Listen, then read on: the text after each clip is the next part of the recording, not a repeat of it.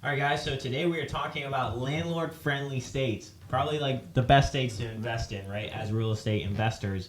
Now, what is a landlord-friendly state? A landlord-friendly state is simply when the real estate rules and regulations tend to favor landlords over tenants, especially in matters that are related to rental properties. So it includes like laws and regulations that provide landlords with more flexibility, more ease of managing their properties without a lot of like governing like sort of like oversight, right? Like because when you have a lot of government infiltration into the landlord markets, I'll give you an example like DC, for instance. DC government is actually allowed to own properties, right? So they're competing with landlords and they're competing with, really just anyone that owns rental properties in DC. Like generally, when you have that much infiltration by the government or infiltration by the laws and regulations, it's going to favor tenants more than landlords. So with a landlord friendly state, there are a lot of benefits. And one of the things with this video, I'm not telling you guys where to invest, I'm not knocking any market specifically. However, it's really just a guideline. And I highly recommend doing research on these topics in order to determine if it's a good fit for you. Because there are benefits to both types of markets, right? There are landlord friendly markets and then there are tenant friendly markets. So let's go over landlord friendly markets and the benefits of them, right? So the ease of eviction is a huge one in landlord-friendly states or landlord-friendly markets. So usually you have issues whenever you have issues, and like if your goal is to have 100 units or whatever 1,000 units and cash flow $1 million a month or whatever, you're gonna have issues. You will have tenant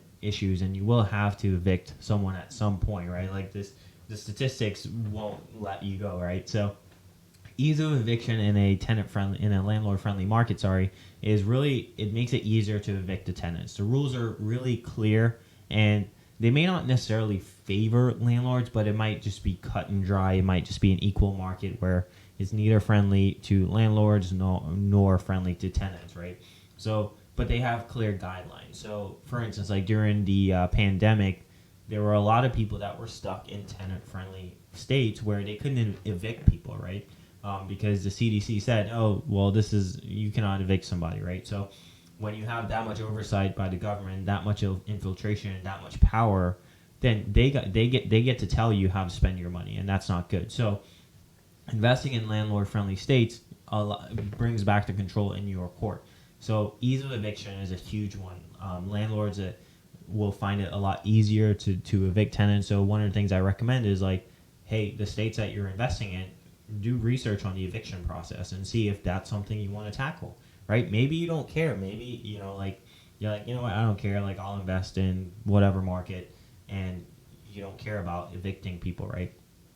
The other thing, too, is it has, like, tenant-friendly lease terms, right? So the ability, like, where landlords can have, like, more control over their properties is it's better, right? Like, so they can tell the tenant to, hey, look, you need to qualify, you need to do X, Y, Z to qualify for this property.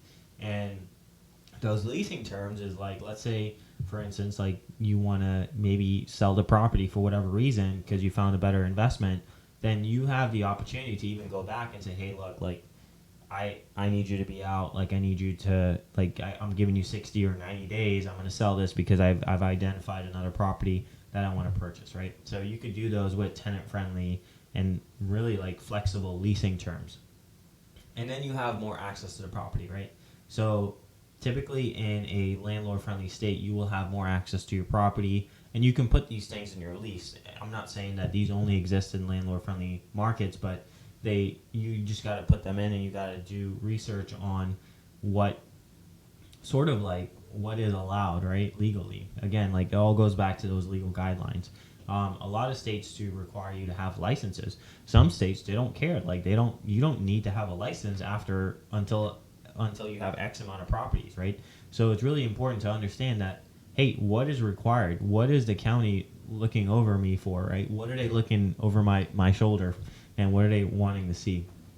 The other thing is security deposit regulation. So a lot of tenant-friendly states limit those deposits by the tenants to be only 1 month, right? Versus like landlord-friendly, you can say, you know what, your credit's not the best, but I'm willing to take a chance on you. You have a good job or whatever, and you can say, you know, I'll take 2 months security deposit instead of 1 month.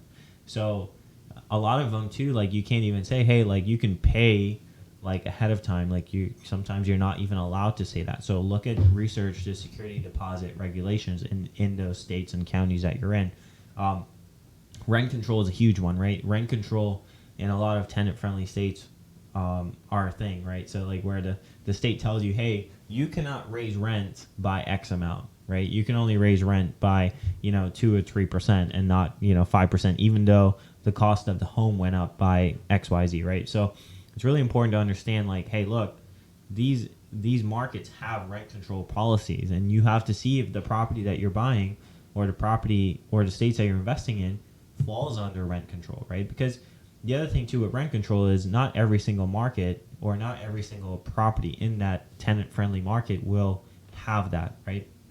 So usually you will see, like some policies, and generally they will advertise more disclosures are also required in a tenant-friendly state, right? Compared to landlord-friendly. Like it's like, hey, look, it's tend to be like buyer beware states, right? Where it's like buyer has the right to do their own due diligence and decide if they want to move forward with this. So again, like this is really important to do research on these topics and figure out what state you're in, what state you're investing in, and the benefits of that. Property maintenance and requirements. So a lot of times in landlord-friendly states, like, it's a little more lackadaisical. And I'm not telling you guys to take advantage of this. You should always create like a great environment for your tenant to live in, right? Do not have it where it's dilapidated, and you shouldn't be a landlord if that's your goal. Like if that's your plan to spend really like no money on these properties and not maintain them, like do not be a landlord. Like, just really just quit while you're ahead. But it's really important to understand that like some states may come in and do periodic checks, and do you want that? Do you not want that, right? Obviously like comply with like code, stuff, because you don't want to do stuff that really is, call it hairy homeowner stuff and start a fire in your own property or create really a lot of headache for your tenants, right? You want it to be an enjoyable environment for them. You want them to feel comfortable. You want them to feel, homey, right? So like in landlord friendly states, like they will have less regulations on like whether or not they're checking on you or doing this or doing that kind of thing. Also, like there's a little more recourse to go after the tenant in those states, right? So if you're in a landlord-friendly state, you will have more recourse to go after a tenant if they damage your property when they moved out. You can go after them versus like tenant-friendly states. You may not be able to go after them depending on their situation. So it's really important to understand like these things in landlord-friendly. Now, the biggest advantage to me in landlord-friendly states is generally they are high appreciation markets, meaning that your property values are going to go up.